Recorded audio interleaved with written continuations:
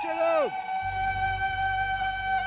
फजीर फजीर कारो में हाँ है कमुआ फजीर फजीर छाई करके चला भाई बहन लोग माटी के मोल प्रोग्राम में आप सब लोग के शानदार स्वागत करते जा। बस यही उम्मीद है कि आप स्वस्थ होइबा, तंदुरुस्त होइबा और बढ़िया से बढ़िया सब्जी खा के एकदम चकाचक होइबा।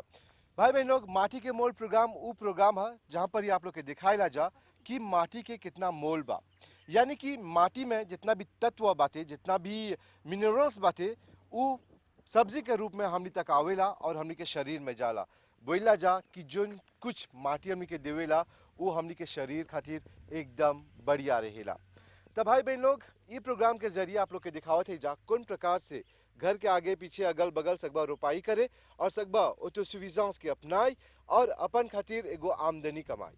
जानत है जा कि आज देश भर में रोपाई हुआ चाहते और कोविड-19 के बाद सब कोई जोन बा सेंसिबिलिजे हो गल बा कि जब ऐसा महामारी आवेला त खाई के कमती हो जाला और जब लॉकडाउन होवेला तने सकबा जाके सब्जी खरीदे ता रोपा अपन खातिर अपन इस्तेमाल खातिर। आज आप लोग के प्रोग्राम में दिखाब जा कि पाचिसों जोन है सब कोई खुशी रहेला। जब लड़का जन्म लेवेला खाई के शुरू करला त माँ बाप का करेला, कोहड़ा पाचिसों कदुआ ये सब खियावेला ना।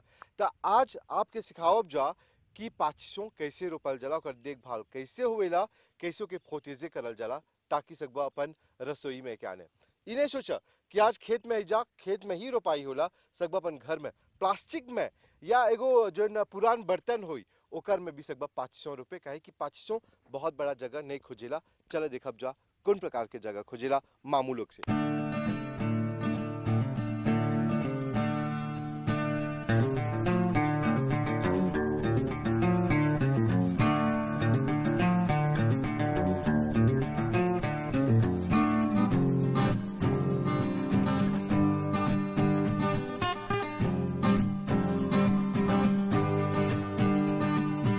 मामू जी कैसे बा?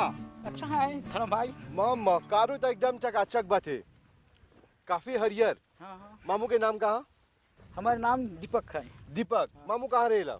अब मिलन रहेगा मिडलैंड्स, यानी कि मिडलैंड्स नाम से निकल के हाँ, मिडलैंड। हौ जाके ठंडा लेके है जा रहा हाँ, हुआ। हाँ, हाँ। और मौसम तो बड़ी सुहाना, बड़ी जोली भी जगह थे मामू, चारों तरफ गाविनाल ही गाविनाल। हाँ हाँ हाँ और गाविनाल जो है भाई बहन लोग वो गांव में होला जहाँ पर ठंडा रहेला।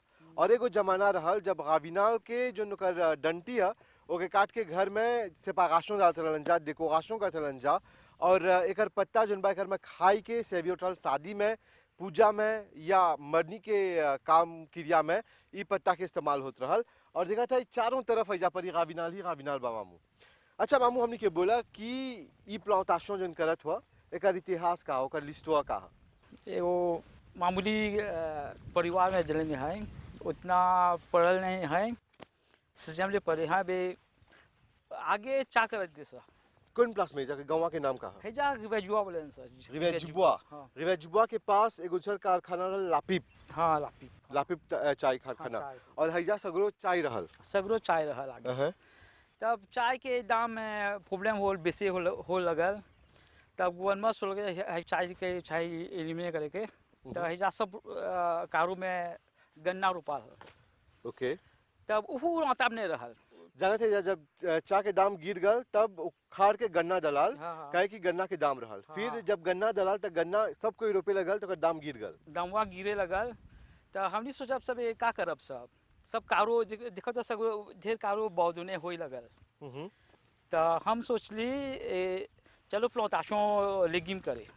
तब प्लांटेशन लेगिम में हेली सब 500 कोको मु प्लांटे लगली सब।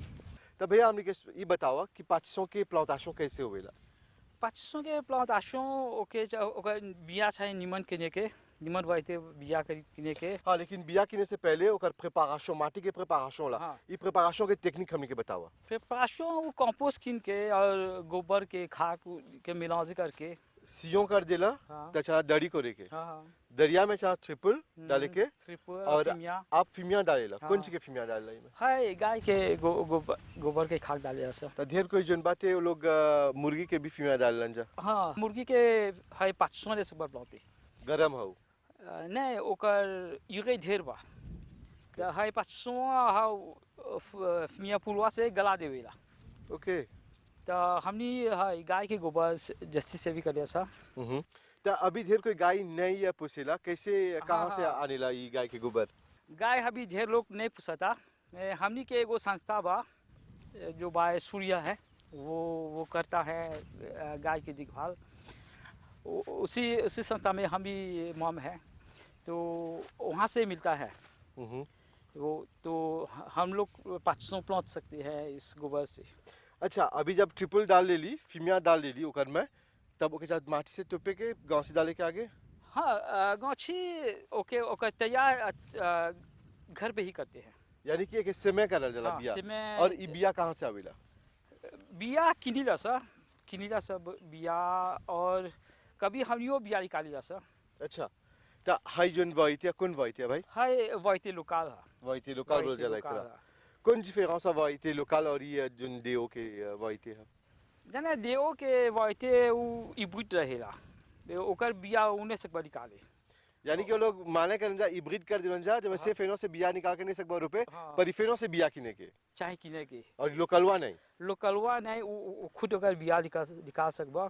तो हमनी हाय खुद निकालीला सा और किनीला भी सा, मिलेला बकरी में मिलेला ओकर बिया। तो अभी बोलत हुआ कि हाई 500 जो है लोकल, हाँ। ओकर बिया निकाले ला जा। तो एकर बिया कैसे निकाला? पाके 500 हमनी खाए ला जा, हाँ। तब बियावा जना काट के हमनी फेंक गिला जा और टान रहेला। नहीं, जोन पहला 500 निकल गच्छा में वही चाहे छोड़े के, चाहे इससे लिखते करके छोड़े के। नहीं सब एगो छोटा फिर वो छोड़े के, नहीं तो बिया भी छोटा छोटा होए।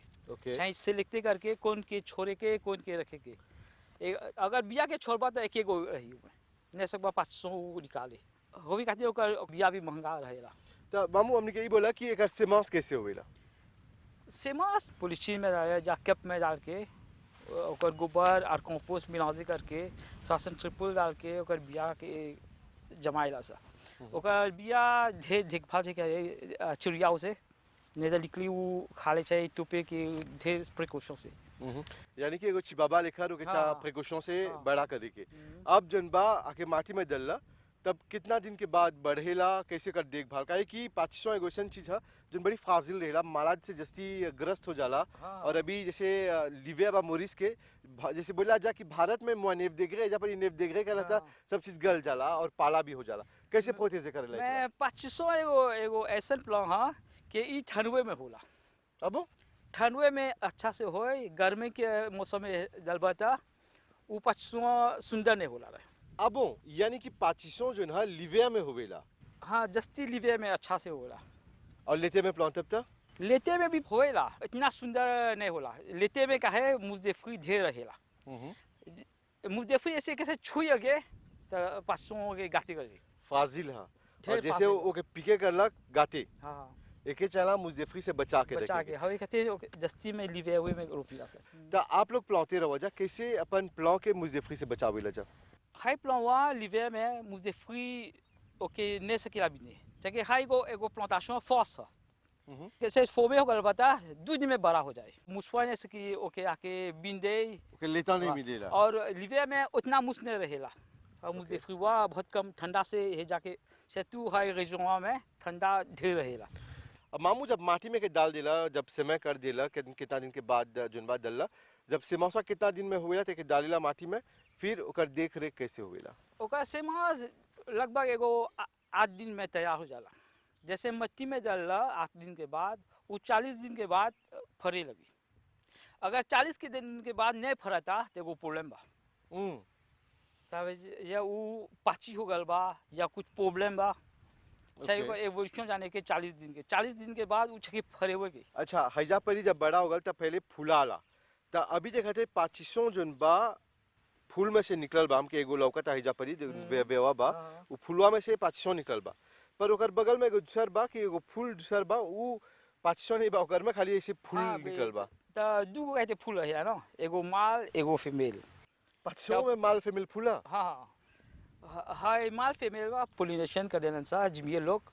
ये जाता ढेर जंगल बा राबिनाल बा भी जिमिए रहेला। तो हवे खातिर हमनी के अच्छा बा कि हेजा प्लांटीला सा। फल ने पोलिनेट होल बा तो झड़ जाला। और हैजा पोलिनेशन जोन है हाई मुजिमिलवा करेला, यानी कि हाई में से निकाल के हाव में ले जाला और ऊपर देवेला। मुझे सगरों में मैं घूमता फुलवे में घूमेला वो हाँ दिखा थे बात है रोज लोग काम करेला, हमनी जाल चल जाला घर में वो काम करते रहेला। मुजिमिलवा हाँ ता अभी जो ना ढेर कोई पेस्टिसाइड के इस्तेमाल कर, पेस्टिसाइड से मुजिमिल मरेला नहीं। हमनी पेस्टिसाइड नहीं बोली सा नहीं सेवी करे सा, अभी देखा तो जब फर हो गल बा उसमें पेस्टिसाइड बिल्कुल नहीं डालब सा। ओके जब डालब सा पेस्टिसाइड लासोंते के नहीं अच्छा बा, पेस्टिसाइड डालब सा छोटा रही कोई खतरा नहीं बा, कोई के नुकसान नहीं हो, तब सेवी करब सा। जब फुलाई लगी पेस्टिसाइड नहीं डालब सा, फुलाई के बाद पेस्टिसाइड नहीं डालब सा काहे तब जिमियल आवे लगेगा। जैसे फुलाई तब पेस्टिसाइड बंद करब सा। अभी जोन बा ये पाचिसों तनी क्रावत पहन ले ली बा। हाँ हाँ कितना में जाता थे? हाय हमेशा से क्रावत पहनेला, बस कि एकर प्लास्टिकों ढेर झुसेला और सब गजियों में नहीं होला। हमनी के भाग बाकी हमनी के गजियों में होला, हमें कहते हैं 1000 रुपया सा, और इसमें ढेर झुसिल बा रोपे के, इमें बहुत सी टेक्निक चाहिए करे के, हमें कहते हैं वो हमेशा क्रावत और सापो पहनेला। टेक्निक हुआ था हमनी को तनी बता दे घरे रोकब से। कोई के नहीं छुपाए के बात सब की चाहे हमार बात चाहिए प्लास्टिकों 500 रहे के ना बताइला सब। इसमें फोनसीड से भी करे सा, फोनसीड ओके पीवा के फोतेजे करे के। फोनसीड काहे इस्तेमाल होएला? जैसा बहुत ठंडा होई जैसे कि एगो पल्ला धर ले एगो पतवन में, यानी कि उपलवा के पोतेजे करेला। हाँ, प्लवा के और प्लव पोतेजे तंदुरुस्त रही, टकाटक रही, तब जाके टकाटक पाचिसों हुई। हाँ हाँ तब भैया अभी देखा था कि आप लोग रेकोल्ट शुरू कर देला वजह दुगो भाई वजह पर काटा तड़ंजा। अभी देखते निमको अभी ले बा फेंक दल वजह गापो के बखत। नहीं है निमकवा एगो एक सप्ताह से आगे वही लागल बा, हाय लेता से फोन होला। निमक गलल नहीं बा लेकिन पाचिसों बढ़िया होई लगल। और भाई हमने के ई बतावा कि पाचिसों कैसे रेकोल्ट करा, तुरल जाला एकरा? नहीं एगो कटर से चाहिए काटे के, अब तो के बताइला कैसे काटे के। सिखाइबा हमरा? हाँ ओके है लागो कैसे।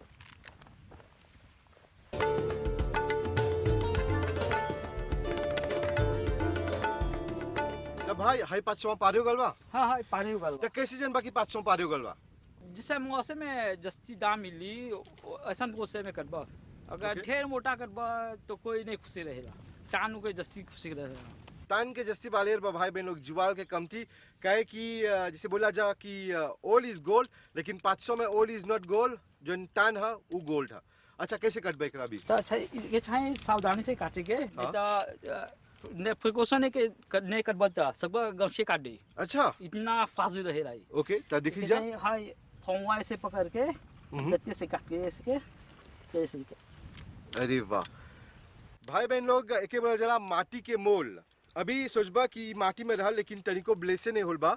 और ई जोन पाचिसों हा खाए खातिर हो गल बा तैयार। अब लड़का लोग के सकबा दे कहे कि भाई बोला कि जब फुलाई लगेला तो एकर में तनिको जो ना पेस्टिसाइड नहीं डालाला, और ई जो ना सकब बोले कि तनिको पीके नहीं हा खूबे जोली पाचिसों बा। अब हम एगो काट के से करब, यानी कि हैजा पर देखा था जोली बा, यानी कि ओकर स्टेमवा पकड़ के एक चला इसे काटेगी।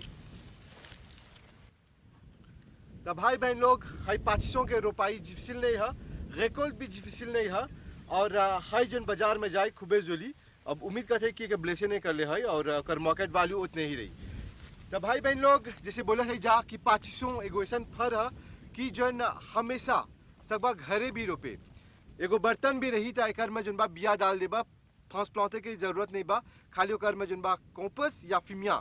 और हमने के भाई जन राकेश गुलजा जन प्रोग्राम के प्रोड्यूसर है, वो जब वो फल आनेला बनान ओकर बनान बढ़िया एकदम बियो बनान आनेला, और जितना भी लापो रहेला वो बोला नहीं फेंके के नहीं ओके रमास के दे के। एक दिन ओकर से पूछली भाई हमने खाए ला जा, हमने खाए के देवत हुए, तब सब लापोवा घरे लेके फेनोत जाते बुढ़िया मारेला नहीं, बोले नहीं एक से हम कंपोस्ट बनाएला। तो घर में भी सकबा कंपोस्ट बनाई, और आजकल कंपोस्ट बिन भी बेचाला। और वो हमके बोला कि जब कंपोस्ट बनेबा कोनो भी बर्तन में सब के बनाई, लेकिन बर्तनवा नीचे पेंदी नहीं चाहिए रह के, चला माटी छुआई के और कैंचुआ जोन बा वो कंपोस्टवा बनावेला। हम कबो नहीं सोचले रही कि कैंचुआ सकी कंपोस्ट बनाई। कंपोस्ट बनावेला घरे तू? अभी ट्राई कर रहे हैं, इंटरनेट पे दिखा कैसे बनाते हैं। जनले रहा कैंचुआ कंपोस्ट बनावेला? हाँ जानी कैंचुआ के घाट भी दिखा सब इंटरनेट पे देखते हैं, बहुत चीज मिल रहा है अरे सीखने को। तो माटी के मोल प्रोग्राम के प्रयास आप लोग की टेक्निक बताई के और भाई बता इंटरनेट में देख के रोपाई करेला तो कब वो मौका मिलता इंटरनेट में देखिया कैसे पाचिसों भी रोपाला तो चला कंपोस्ट बनावा तो हर घर में रोपाई करा और जब पाचिसों हुई तो हर घरे घर के ऊपर तो हमके जरूर लिखिया प्रोग्राम के पता हम माटी के मोल एम्बेसे मुका हमने के बोलिया कि तो हर घर आंगन या घर के ऊपरे या पड़ोस में रोपला हुआ आके ओके फिल्मा के सबके प्रेरणा देवब जा।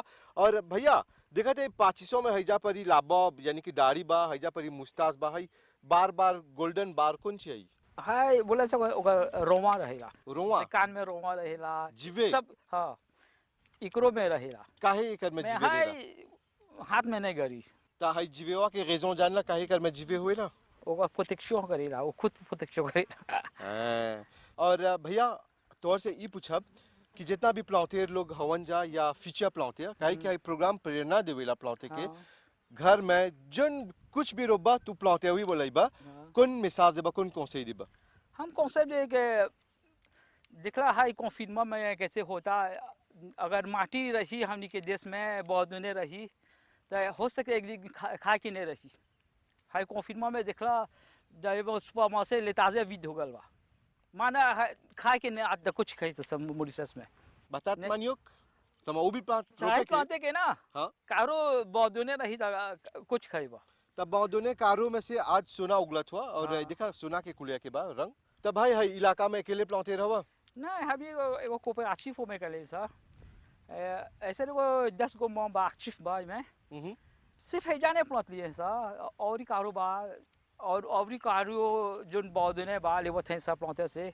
नहीं सकते रुपये हमने के रोपब सा ऐसे ऐसे चलावत है सर तो अभी जो ना एगो एक्सपायर हो गया 500 में काहे कि जब 500 देखा था एगो एक्सपायर हुई सकी प्लौते और ऐसे 500 मिले कौन ची रुपये लेकर अलावा एक बा कोकोम रोपिला सा कुतु मिली और लालू थोड़ा सब मिक्स नहीं सब सेजों के हिसाब से अभी गरम में हेलब सता 500 में ने सकब सा रुपए तब जासा कोकोम लालू जाको तो मिली वो ऐसे रोपब सा तो अभी 500 रोपले हुआ 500 के संगे संगे कौन ची रोपले हुआ अभी हमने प्रॉफिट करे सा अभी 500 के सुजबा एक दाम बा एक ही रोपले सा 500 सगरो कारो में 500 रोपले सा प्लांटेशन भी एगो जुआ है भाई बहन लोग जैसे बोला जाए एक्सपोजे कर डाला माटी में मिली ता मिली नहीं मिली ता नहीं मिली लेकिन अभी जो है चाहेला मेहनत करे के और बोलल जाला कि मेहनत के फल कबो जाया नहीं जाला मेहनत के फल हमेशा मिलते रहेला तो चला तू भी मेहनत करा और ऐसा फल उगाते रहा और यदि तोहरो घर आंगन में ऐसा फल होई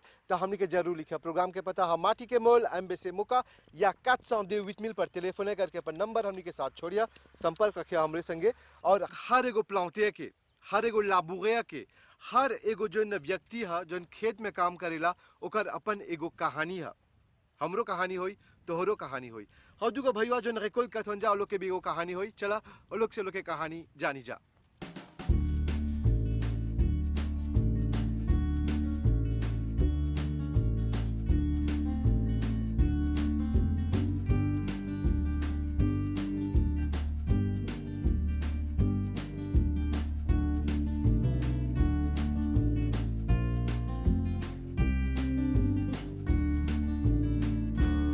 Yes, भाई कैसे बा करेक्ट हालचाल हाल चाल सब ठीक ठाक मम्मा 500 तो बढ़िया खूबे जोली हाँ।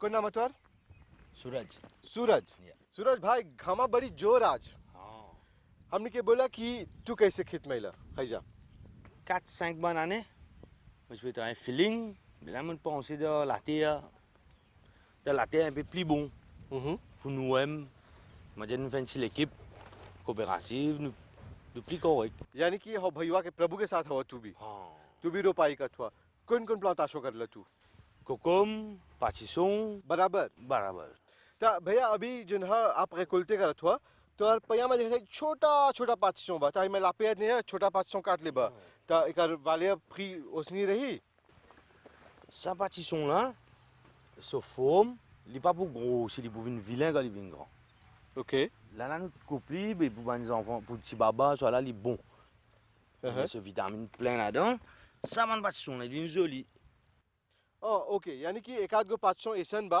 जन जब बड़ा होई तो कर फोम गाते हो जाला और कर मार्केट वैल्यू कमती हो जाला तो चला जाने के कि 500 जब बड़ा होई तो कैसे होई छोटा ही से जान जाला जा oui Depuis petit petit, nous finissons connaître comment était. Quand ce forme ni joli, veut dire vous joli amli. Quand ce forme point veut dire vous vilain. Nous finissons coupli. यानी कि हई लड़का लोग इस्तेमाल करेला। Oui. अच्छा भैया हमके ई बोला कि ये जोन 500 रोपले हुआ जा एकर में देखते ढेर फूल बा कितना रेकोल्ट होला एगो गाछ में En 5-6, nous gagnons d'un pied. 5-6 रेकोल्ट Récolte, oui. यानी कि एगो रेकोल्ट में एगो Amusez nous couper le pied là, il gagne. Il vient. Amusez nous couper, nous gagnons, nous allons. एगो गाछ में कितना 500 मिलेला En total, la finish, nous gagnons 5, 6, 7. यानी कि 5 6 7 गो 500 एगो गाछ में ओके तो चला bon courage तोरा कटते रहा और सबसे बढ़िया माल बाजार में भेजते रहा और हो जा भैया से मिलब जा भैया कैसे हाल चाल ठीक बा भाई कौन नाम है तोर विश्वनाथ काशी काशी विश्वनाथ यस मॉरिशस में काशी विश्वनाथ मॉरिशन हुआ ना मोरसन नहीं लेन के है लन के हुआ अरे वाह लन के कौन प्रांत से हुआ अयोध्या अयोध्या यानी कि राम जी के नगरी राम जी के नगरी से निकल के कैसे मॉरिशस चले ला काम के लिए और विदेश घूमने के लिए इसके लिए आया यहाँ पे कितना साल होगा मॉरिशस में मॉरिशस में अभी 2 साल हुआ 2 साल और अभी जो नहा हाई कार्य प्लांटेशन के कार्य करत हुआ यानी कि रोपाई करत हुआ हाँ। और भारत में कौन काम करत रहा भारत में भी खेती का काम करते हैं लेकिन ये सब्जी का नहीं जैसा चावल हुआ गेहूँ हुआ और दाल का ये सब हम लोग करते हैं अच्छा चावल गेहूं के रोपाई कैसे होवेला हो जा परी हमनी के समझावा काहे कि हमनी जो ना भारत गल है जा लेकिन रोपाई नहीं दिख रही जा कैसे रोपाई करेला जा हो जा चावल का जो रुपाई होता है उसका पहला बीज डालना पड़ता है खेती में पहला पानी डालना पड़ता है पानी के बाद में धान को डालना होता है फिर जब वो थोड़ा बड़ा होता है फिर उसको पानी डाल के उसको एक एक करके लगाना होता है और भारत में एगो खेतीहर जो ना ओकर जीवन कैसे रहेला जीवन अच्छा रहता और अच्छे से जब काम करेगा तो अच्छा रहेगा अगर काम नहीं करेगा तो वो तो बेकार ही रहेगा कहीं भी रहेगा और हमके वो गीतवा याद आवता थे जो ना चावल के खेत में और हल मेरे देश की धरती सोना उगले उगले हीरे मोती और हौजा परी खेतीहर जोन बा दिल से रोपाई कलन जा हाथ से नहीं हाँ दिल से मिट्टी में एकदम मिट्टी में घुल मिल जाते हैं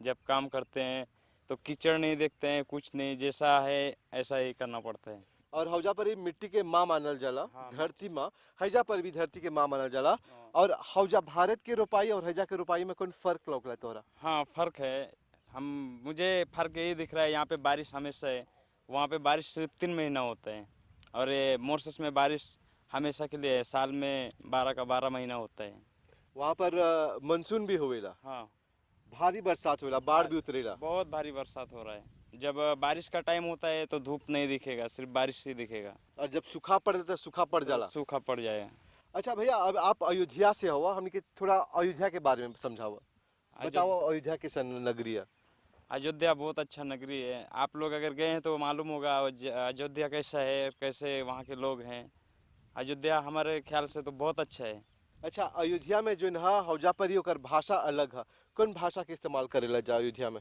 अयोध्या में हम लोग खड़ी भाषा का इस्तेमाल कर रहे हैं अवधि नहीं अवधि नहीं खड़ी में खड़ी भाषा और खड़ी भाषा में जब बोलब कि मॉरिशस सुंदर बा कैसे बोलब खड़ी बोली में हम लोग अपने भाषा में बोलेंगे मॉरिशस बहुत सुंदर है ये हमारा खड़ी भाषा है अच्छा 500 के अयोध्या में कैसे बोलल जाला 500 को हम लोग इसको कद्दू के रूप में बोलते हैं कद्दू कोड़ा बोलते हैं कोड़ा कोड़ा ओके और कोनो संदेश मॉरिशस लोग खातिर मॉरिशस के लिए मॉरिशस के लोग बहुत हैप्पी बहुत अच्छे हैं और यहाँ का जो ज़मीन है मिट्टी भारत से भी अच्छा है मेरे समझ से जो यहाँ का फल देता है ये बहुत अच्छा है चलो बहुत बहुत धन्यवाद तौर से मुलाकात होके बहुत खुशी होल और भाई बहन लोग माटी के मोल प्रोग्राम तो और अपन प्रोग्राम है याद रखिए यदि चाहत हुआ कि जो रोपाई कर हुआ ओके थोड़ा बहुत दूसर तक पहुँचाए के प्रेरणा दे के तो हमने के जरूर लिखिया प्रोग्राम के पता होवे हा माटी के मोल एम्बे से मौका करब जा तोहर इंतजार और आगे बढ़ी जा